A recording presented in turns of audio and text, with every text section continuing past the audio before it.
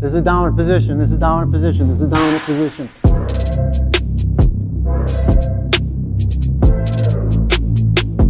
Now I want to get into some more hand fighting stuff, and I think these are all important elements to kind of learn. They're traditionally wrestling techniques though. If you're trying to take somebody down, they have 3 lines of defense. The first 3 lines of defense are going to be their hands, their elbows, and their head. Hand fighting is essentially finding ways to defeat their elbows, hands, and head. We've been doing some of that already, you know, pummeling in. There's ways to get around elbows. A lot of the hand fighting stuff, I don't necessarily have to think of it as attacks to shots, but I want them to be attacks to clinch. I either want to get dominant positions. This is a dominant position. This is a dominant position. This is a dominant position. If I get to the back, this is dominant position. These are the type of things I want. This is also dominant position. If I can snap his head down or get his hands to the mat. Dominant positions. Those are the kind of things I want to focus on when I'm using my hand fighting skills. Everything I'm doing is primarily to get to that point. We're going to get into some basic just wrestling clinch stuff here to deal with too, because it's going to help you navigate a lot of this stuff better. But one of the basic things people do in wrestling is the collar tie. So you're grabbing the head, both guys are grabbing, and they're both probably going to be around the elbow somewhere. The big key with the collar tie is there are only 2 acceptable positions of your head in the collar tie. Forehead to forehead, or my forehead is inside looking at him.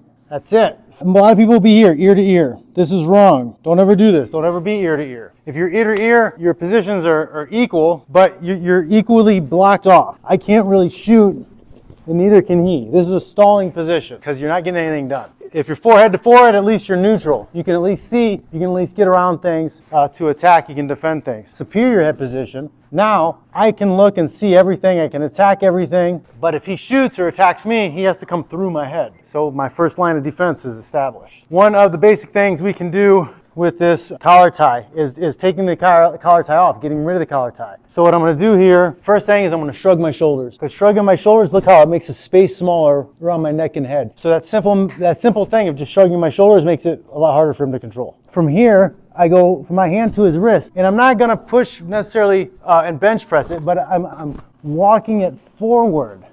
I want to put his hand and wrist in his chest or in his belly. My body, my whole body, not just the arm, my whole body moving forward is way stronger than his arm being able to move out that direction. These muscles are not strong enough. It's not going to happen. Even if he was twice my size, I would be able to push him in and push that arm to his chest. I'm not doing that, right? He doesn't have cooties. He's not, That's not what I'm doing. I'm walking it down. I'm walking that off of my wrist. It's not acceptable. Right? He's not touching me.